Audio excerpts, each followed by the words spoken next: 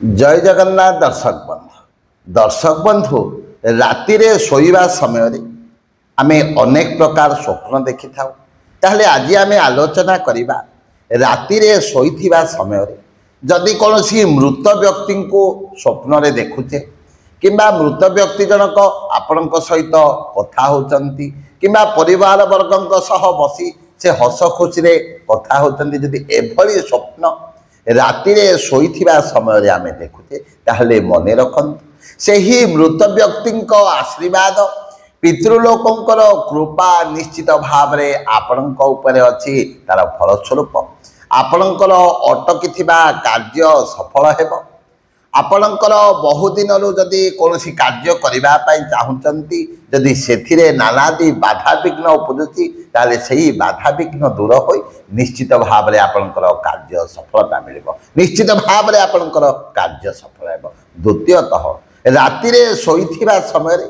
जदि निजर मृत्यु को देखुचंती अर्थात निजे मरी जाइचंती एभली स्वप्न देखुचंती ताहले एहा अत्यंत शुभंकर एवं मने रखंतो एहार फलस्वरूप आपणकर आयुष वृद्धि हेबो काहींकि शास्त्र रे एही कथा वर्णित रहिछि गरुड़ पुराण रे एही कथा वर्णित रहिछि जदि राति रे सोइथिबा समय रे निजर मृत्यु को आमे देखुचे एहा द्वारा निजर आयुष वृद्धि होइथाए। तृतीयतः राति रे सोइथिबा समय रे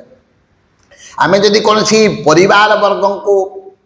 मरी जाइथिबार स्वप्न रे देखुचे किंबा से जीवित अछंती तांको मृत बोली देखुचे ताहले मने रखंतो तांकर आयुष वृद्धि हेबो। एवं अन्य गोटिए कथा जदि राति रे सोइथिबा समय रे आपण देखुचंती जे आपण मंदिर को जाइचंती मंदिर रे बसी भजन कीर्तन करूचंती किंबा गहली चहली लागिची एभली जदि स्वप्न देखुचंती ताहले आपण ता परदिन सकाळे मंदिर को जाई